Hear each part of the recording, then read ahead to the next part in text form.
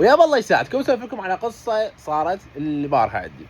جهاز بعته الولد مطى ضمان اسبوع بيه، فتح تصليح مشكله انه جهاز يرجع هذا الشيء منتهين منه. اجاني ولد ورا 15 يوم، اجاني قال لي يابا هذا الجهاز فحصته قالوا لي مفتوح. قلت له اوكي انا معطيك فتره ضمان. قلت له اوكي فتره الضمان. قلت له شلون قالوا لك مفتوح؟ قال لي انه جهاز عبر هواء. تمام. طبعا انا بدي احكي عن الايفون.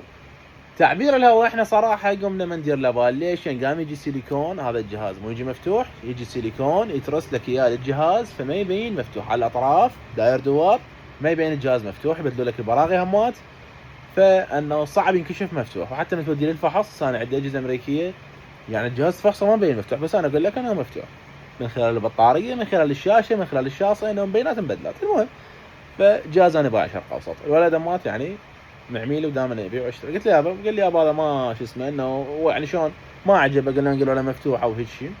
قلت له مو اشكال. اي طبعا هذا الكلام شنو على الاعتماد على الوتر بروف. الوتر بروف انا ما افحصه، لان مرات انه جهاز مثلا صار 12 برو قديم، هذا احنا فتحناه على مود نبدل السماعه مالته. الجهاز فتحت الوتر بروف مالته صاير تعبان كلش، صاير طحين يعني، صاير وصل لان جهاز قديم، والوتر بروف هو سيليكون، حراره برد ممكن اثر وقعه ضربه يصير يتخلخل بيه، فمن تنفخ بيه يعبر هواء. فقمت انا ما افحص، وبنفس الوقت انه انا جايب جهاز ما نفخ، انه تشوف مرات انه جهاز جديد 15 14 ممكن ضربه وقعه انه الجهاز يعبرها من منطقه معينه. وحتى نفس شركه ابل من تعطيك جهاز ضمان بيه يقول لك الضمان ما يشمل المي، لان انت شلون راح تثبت للشركه انه هذا الجهاز واقع ضمن عمق متر ونص وباقي مده 30 دقيقه، جزء عمق اكثر، جزء باقي ساعتين بالمي. المهم فانا سويت، قلت له حبيبي الجهاز من يعجبك جيبه. اعطيته واحده مكان اختار منها، شو هذا اخذ ذاك الجهاز، رجع لي ورا يوم قال لي رجع لي ذاك الجهاز مالتي. فالفكره انه انت من الحاجه مالتك واثق بيها ومتاكد منها، ماكو ضرر اذا انه بدلته بجهاز ثاني وهو نفس الجهاز على حطيته، لا صار بي خدش لا صار بي كسر، الزبون كلش معتني بيه ونظيف استعماله. فقلت له يعني هو انه قلت له انت خاف توهوي شيء هاي. المهم فبدلت الياش ورجع اخذ الجهاز نفسه. قلت له والعيب الموضوع انه انا ما اخذت منه فرق او قلت له انه انت الجهاز بعت لي ورجعت اشتريته منك ومدري شنو ومدري من الكلاوات هاي. عدا انه شو اسمه الجهاز الثاني اعطيته اياه كان فرق بالسعر عن ذاك 50. قلت له انت صار له 15 يوم عندك ما بي شيء، تعال انه بدل هذا بهذا، انه هذا سعره اقل راح يصير نفس السعر ذاك. يعني شلون بوصلتكم اياها؟ هذا سعره 950 وهذا سعره 900.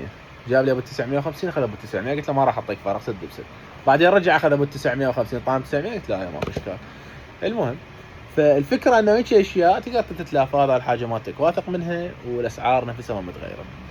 واتمنى استفادتوا من الفيديو. هاي مجرد انه فت قصه صارت عندنا وان شاء الله بسيطه كلش، يعني ربما انه هيك موقف ممكن يقدر واحد يسوي مشكله او يسمع الزبون حكايه مو حلوه او فد شغله، بس هي شغله ما تسوى. تعال من نفتح هم تكسب زبون وهم ما انه مثل ما تقول تكون صادق ويا الناس. وطبعا هذا الشيء ما مجبور انا اسويه ولا اي احد مجبور، بس اسلوب الولد جبرني، اسلوبه كلش حلو، اخلاقه كلش حلوه، فانا قلت انه هذا حتى لو ما اكسبه كمعميل استفاد منه، ابيع له واشتري له، فانه اكسبه كاخ.